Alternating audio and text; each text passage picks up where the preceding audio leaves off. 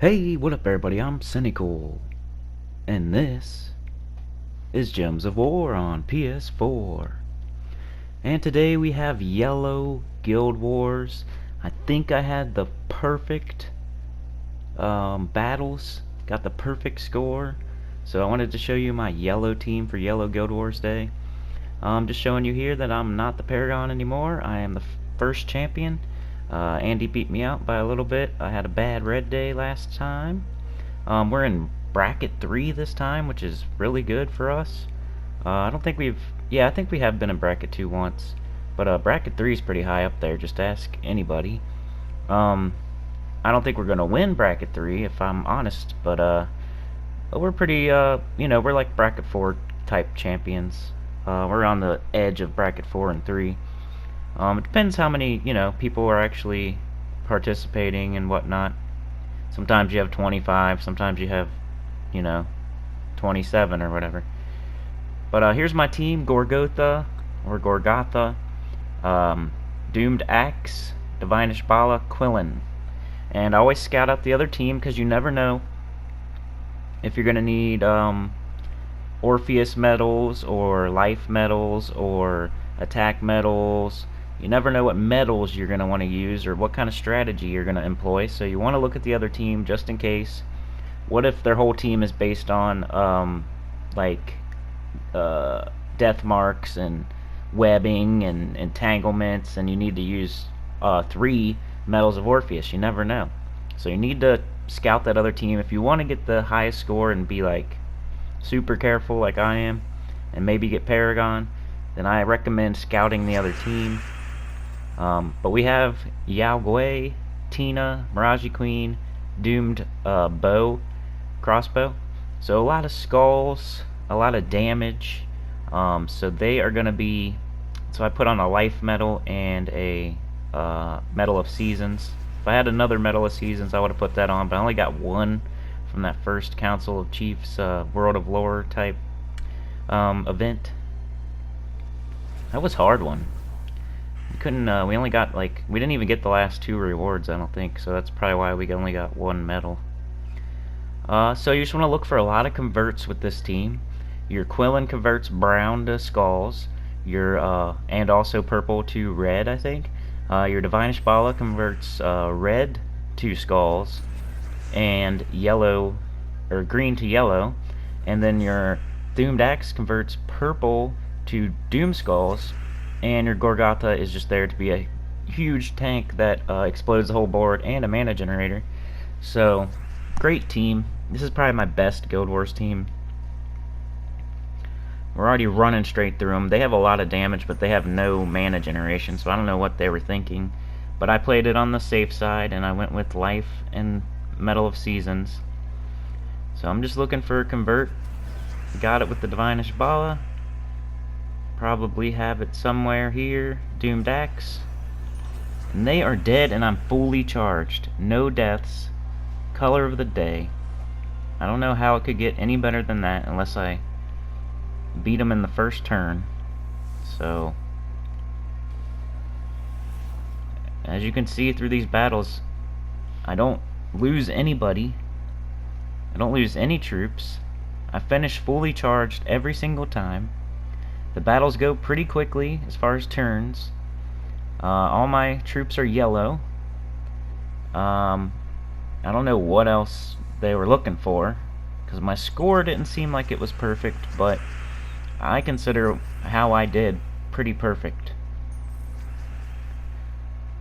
So yeah, this is my best Guild Wars team.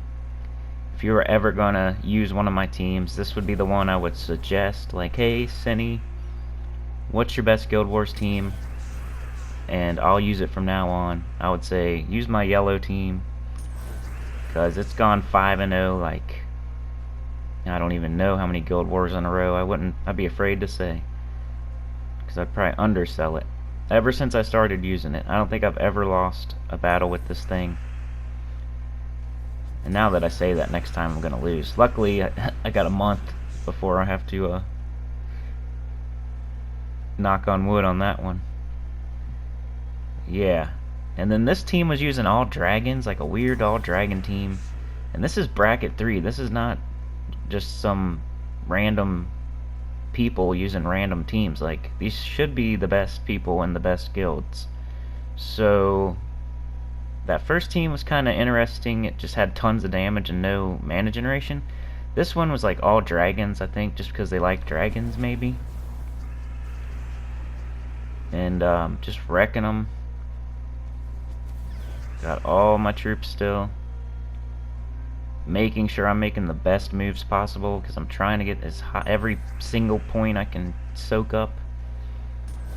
So anytime there's a convert, I'm doing the convert. Any extra turns I can find, I'm using them. Trying to finish fully charged. I'm like cognizant of that. I'm not just doing it by luck. I'm like trying to make sure, if I can, finish with skulls. That way I have fully charged over there. Every spell's ready to go at the end of the battle.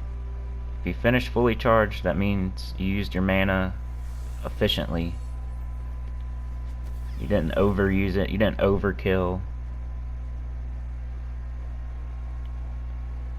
I mean, I guess it's one of the scoring criterias. This team, once again, not the I don't know. A lot of Tina going on with this guild. Carnex. Looks like Mountain Crusher. Shadow Dragon. Ooh, I don't know. I don't know. It's not up to me to pick the opponent's teams for them, so like I said, whatever day it was today is the team we were going to show. It's not up to me what color the day it is, so I'm showing the yellow team again, sorry. But the yellow team is awesome, so if you didn't see it last time, you're seeing it now, and hopefully you use it from now on.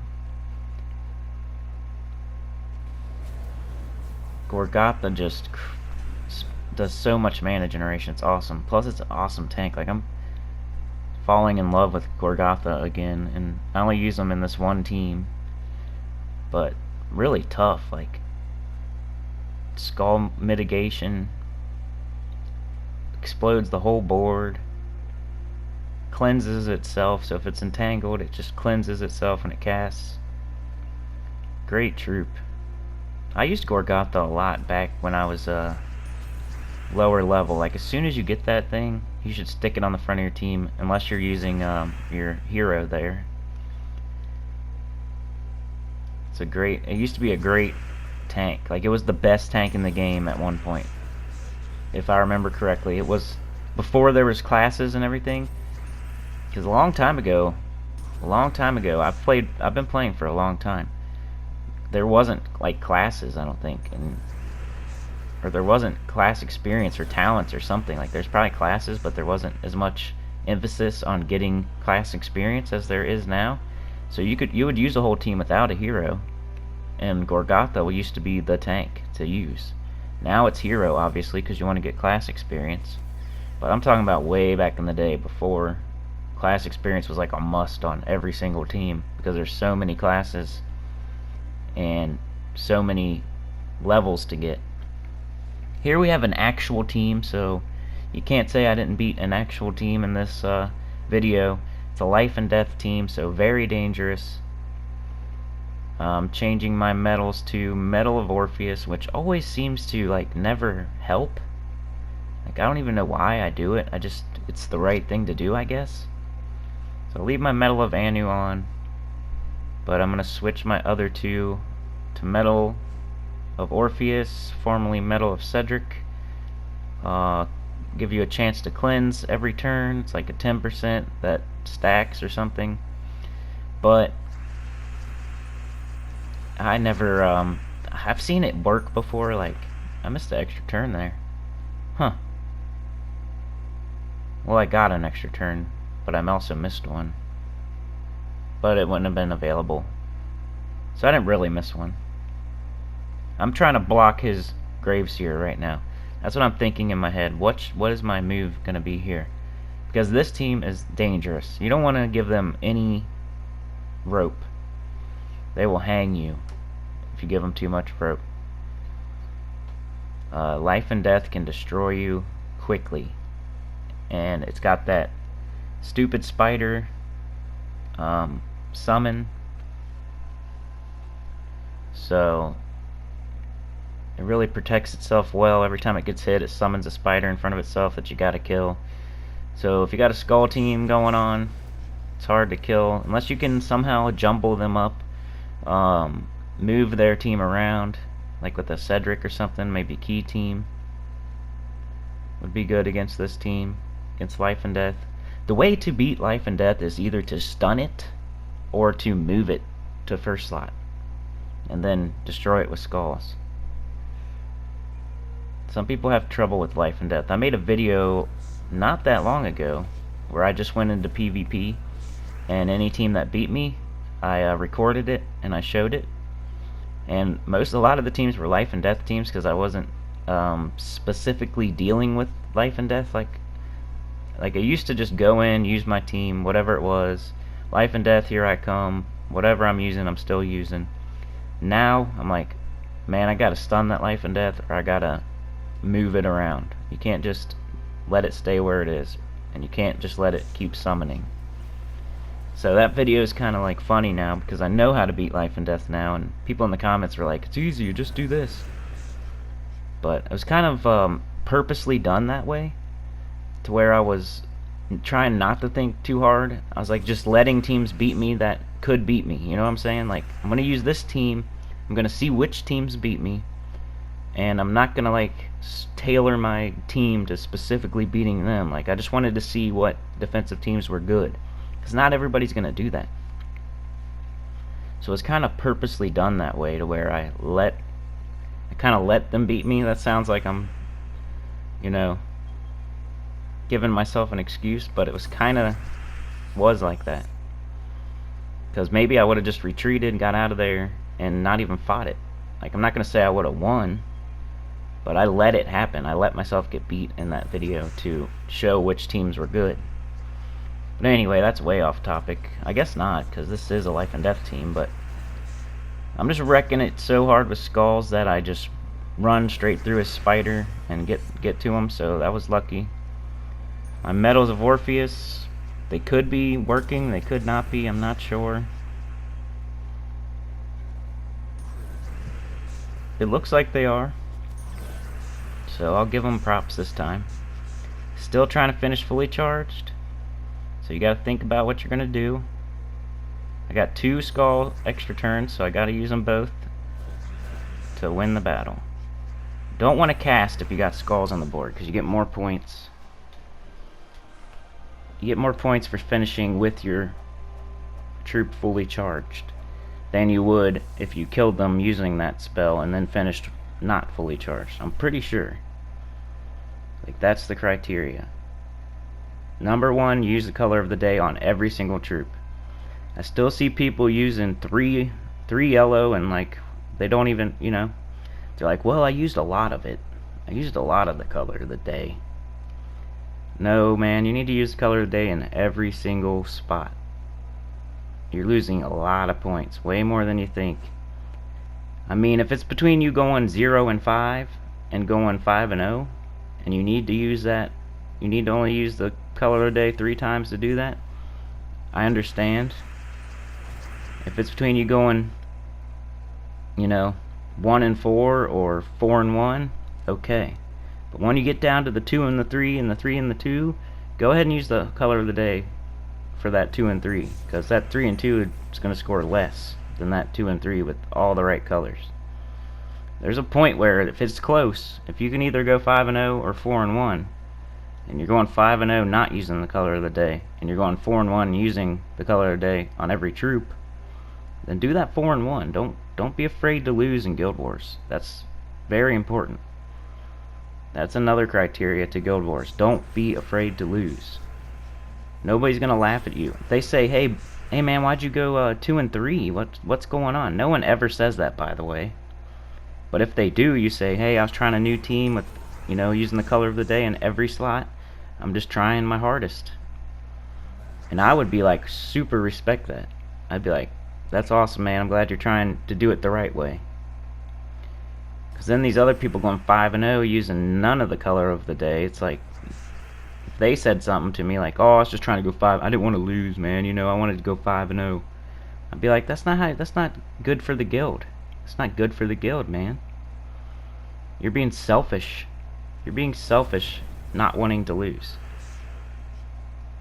Try to get the most points you can by using the color of the day on every troop. Every single one of them. Not 3 of them.